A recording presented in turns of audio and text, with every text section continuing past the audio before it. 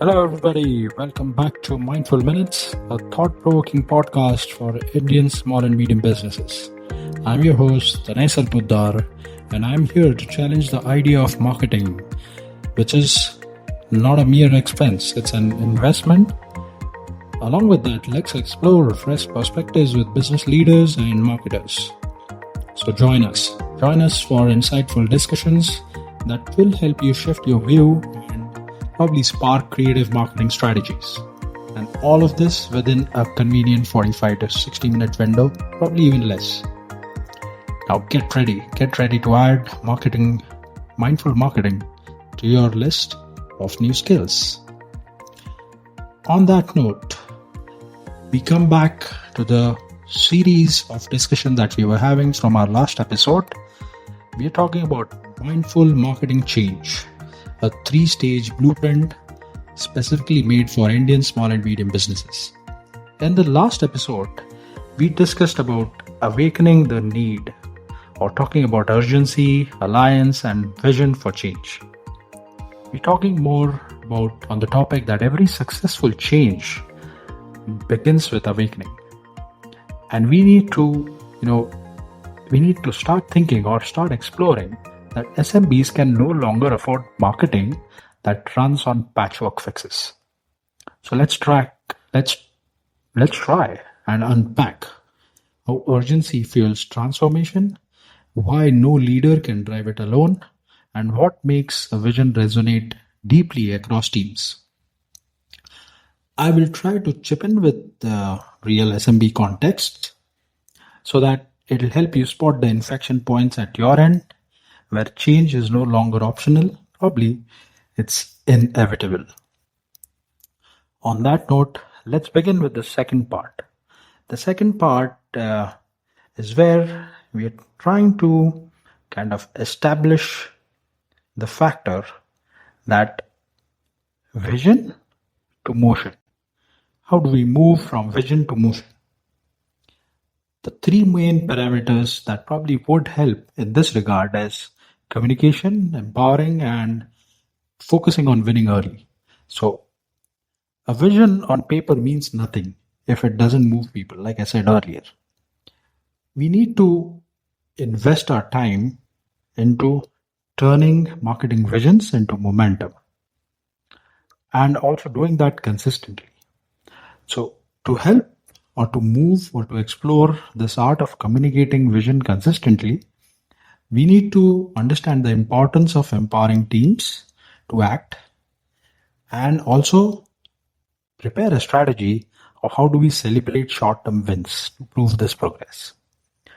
Now think of this stage as moving from talking about change to actually living it step by step, or in other words, win by win. Okay, on that note, a vision is powerful, but only if it breathes into everyday actions. I'm sure you'll agree with this statement. In the last episode, we spoke about urgency as a spark, coalitions as the engine, and the vision as our compass. But a compass left in the drawer won't guide anyone, right? It must be used, it must be shared, and more importantly, it must be trusted. So today we are going to take a bold next step, which is communicating this vision so it lands with clarity and it empowers the team so they don't just wait for permission, and more importantly, start designing short-term wins that prove change is not only possible, it's already happening. Let's understand. If we are in the middle of a change, or if it's a messy change, it is even more important that you have momentum more than perfection. That's a very important line. I've myself lived this line a lot of times. Every time we've had a success achieved later, it was more on the ground when we had momentum rather than aiming for perfection. Focus on entering go-to-market, focus on getting that change implemented rather than achieving perfection. Now, we're talking about communicating this vision. A vision that's clear to leadership often sounds fuzzy to teams. You're right. In SMBs, especially where employees juggle multiple roles, inconsistent communication creates confusion, duplicated work, or outright resistance. Now, you'll have this the other way around as well. That's where Maranoid chips in. That's where the idea of working with SMBs chips in, because you need a strategic advisor to bridge this gap. So, on that note, what's the challenge then? The challenge is not just very simple on that. Many founders assume a single town hall or an email is enough. But change, or rather change communication, is not a broadcast, it's a dialogue. And dialogue has to be repetitive. Without repetition and reinforcement, the team will slide back into their old habits. Here's an example which I've probably experienced way back, but it still applies. We were trying to create a vision of becoming the fastest or the most reliable partner for SMEs, but only leadership knew about it. Now, delivery teams, they kept prioritizing volume over reliability. That's where the vision failed. Not because it was wrong, but because it wasn't communicated in ways that shaped daily choices.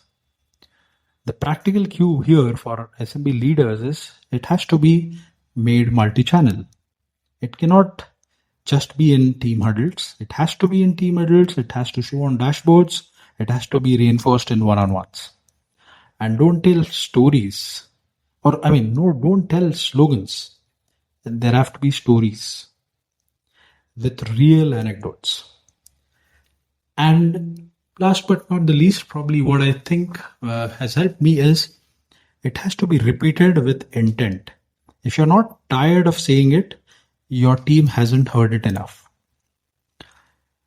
So, on that, when was the last time you explained your vision without slides or numbers? Just as a story your team could repeat to someone outside the company. I'm sure you haven't done it. Try it this time. You never know, you will impact a change. Not just externally, but internally as well. Moving on, we talked about talking about it. Now, how do we empower others to act on it? Because empowerment matters. A vision without empowerment becomes frustration. Teams see what needs to change, but feel they lack the resources, authority, or confidence. And for SMBs, empowerment often means letting go of founder-centric decision making.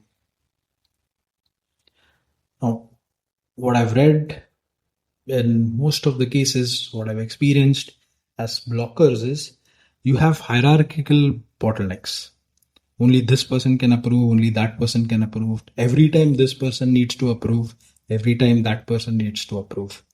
You will have resource gaps probably, no tools, no budgets. And something very critical is a fear of failure. Because mistakes sometimes aren't tolerated. But that's not how marketing works. That's not how change works. Nobody can claim 100% success. How about imagining a marketing team having a vision but no autonomy? Every influencer proposal had to be signed off by the founder. Which the next obvious thing is the delay. Delays meant missing trend cycles. And once approvals are delegated with clear budget caps, you'll see the campaigns will double in frequency and the wins will follow. So empowerment is very important.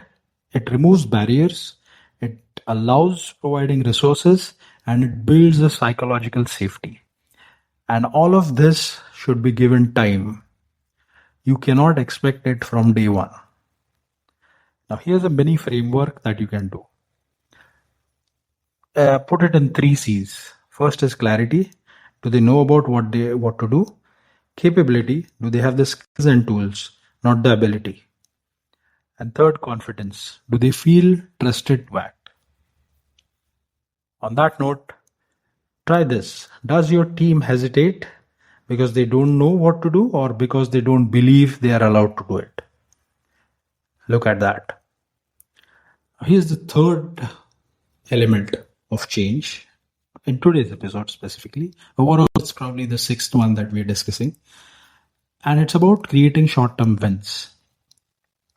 Yes, short-term wins are critical because in this fog of change, people need proof of what is working and what is not.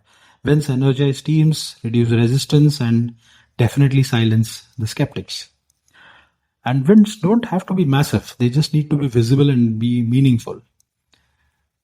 I've seen SMBs have quarterly or even monthly survival cycles because waiting a year to see impact of marketing shift is too long.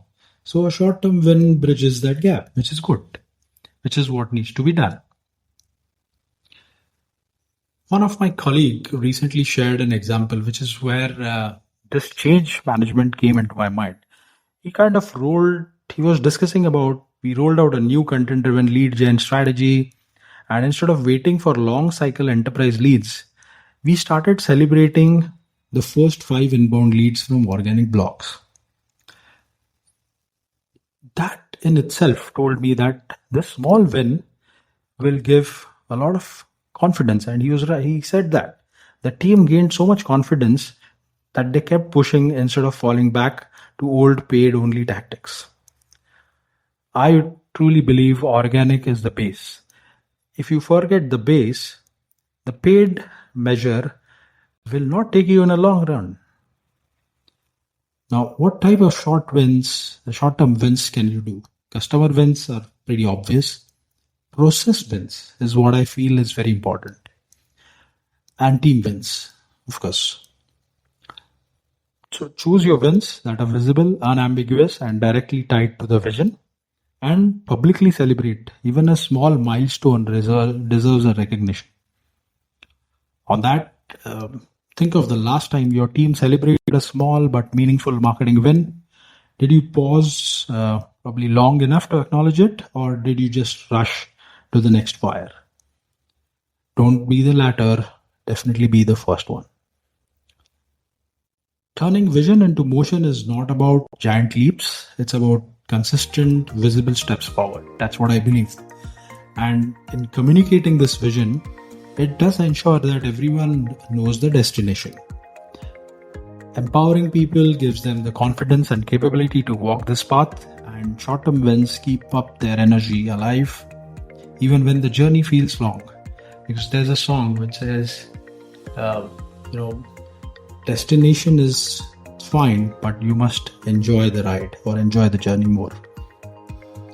For Indian SMBs, these steps are not just theories, they're definitely survival tactics because it's still a growing economy and this is a very dynamic environment.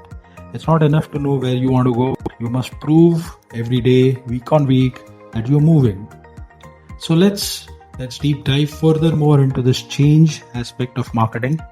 In the next episode, we'll explore how to take these wins further by consolidating improvements, embedding change into the culture, and making sure new approaches become kind of a second nature rather than temporary campaigns.